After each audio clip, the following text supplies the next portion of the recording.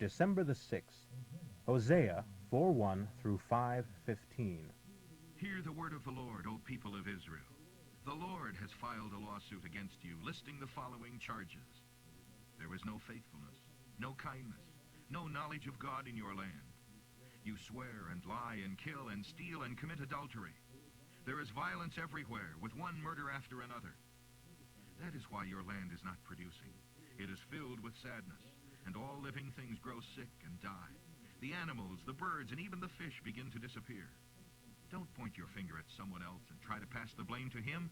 Look, priest, I am pointing my finger at you.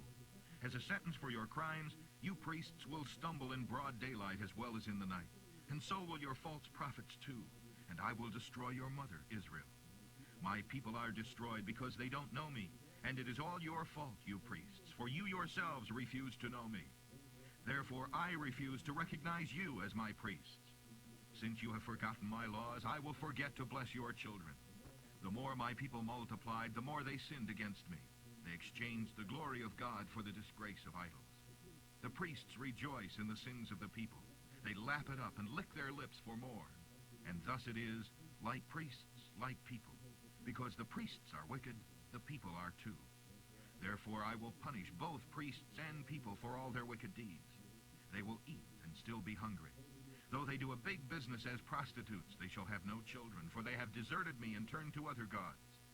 Wine, women, and song have robbed my people of their brains, for they are asking a piece of wood to tell them what to do. Divine truth comes to them through tea leaves. Longing after idols has made them foolish, for they have played the harlot, serving other gods, deserting me. They sacrifice to idols on the tops of mountains. They go up into the hills to burn incense in the pleasant shade of oaks and poplars and terebinth trees. There your daughters turn to prostitution, and your brides commit adultery. But why should I punish them? For you men are doing the same thing, sinning with harlots and temple prostitutes. Fools! Your doom is sealed, for you refuse to understand. But though Israel is a prostitute, may Judah stay far from such a life. O Judah, do not join with those who insincerely worship me at Gilgal and at Bethel. Their worship is mere pretense.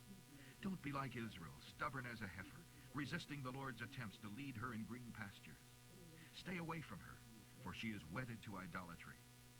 The men of Israel finish up their drinking bouts, and off they go to find some whores. Their love for shame is greater than for honor. Therefore, a mighty wind shall sweep them away. They shall die in shame, because they sacrifice to idols. Listen to this, you priests, and all of Israel's leaders.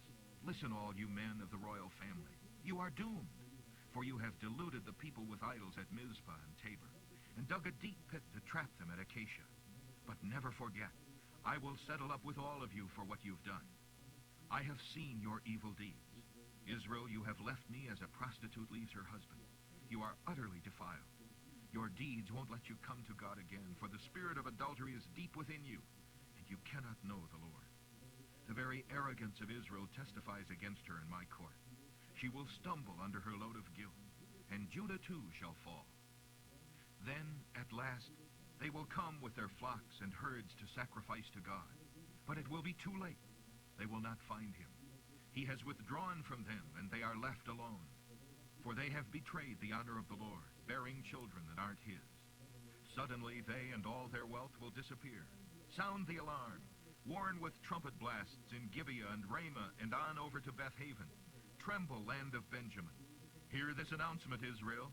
When your day of punishment comes, you will become a heap of rubble. The leaders of Judah have become the lowest sort of thieves. Therefore I will pour my anger down upon them like a waterfall. And Ephraim will be crushed and broken by my sentence, because she is determined to follow idols. I will destroy her as a moth does wool. I will sap away the strength of Judah like dry rot. When Ephraim and Judah see how sick they are, Ephraim will turn to Assyria, to the great king there, but he can neither help nor cure. I will tear Ephraim and Judah as a lion rips apart its prey. I will carry them off and chase all rescuers away. I will abandon them and return to my home until they admit their guilt and look to me for help again. For as soon as trouble comes, they will search for me. 2 John 1:1 through 13. From John, the old elder of the church, to that dear woman Syria, one of God's very own, and to her children, whom I love so much, as does everyone else in the church. Since the truth is in our hearts forever, God the Father and Jesus Christ his Son will bless us with great mercy and much peace, and with truth and love. How happy I am to find some of your children here, and to see that they are living as they should, following the truth, obeying God's command. And now I want to urgently remind you, dear friends, of the old rule God gave us right from the beginning, that Christians should love one another. If we love God, we will do whatever he tells us to. And he has told us from the very first to love each other. Watch out for the false leaders, and there are many of them around who don't believe that Jesus Christ came to earth as a human being with a body like ours. Such people are against the truth and against Christ. Beware of being like them and losing the prize that you and I have been working so hard to get.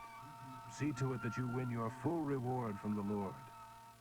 For if you wander beyond the teaching of Christ, you will leave God behind. While if you are loyal to Christ's teachings, you will have God too. Then you will have both the Father and the Son. If anyone comes to teach you and he doesn't believe what Christ taught, don't even invite him into your home. Don't encourage him in any way. If you do, you will be a partner with him in his wickedness. Well, I would like to say much more, but I don't want to say it in this letter, for I hope to come to see you soon, and then we can talk over these things together and have a joyous time.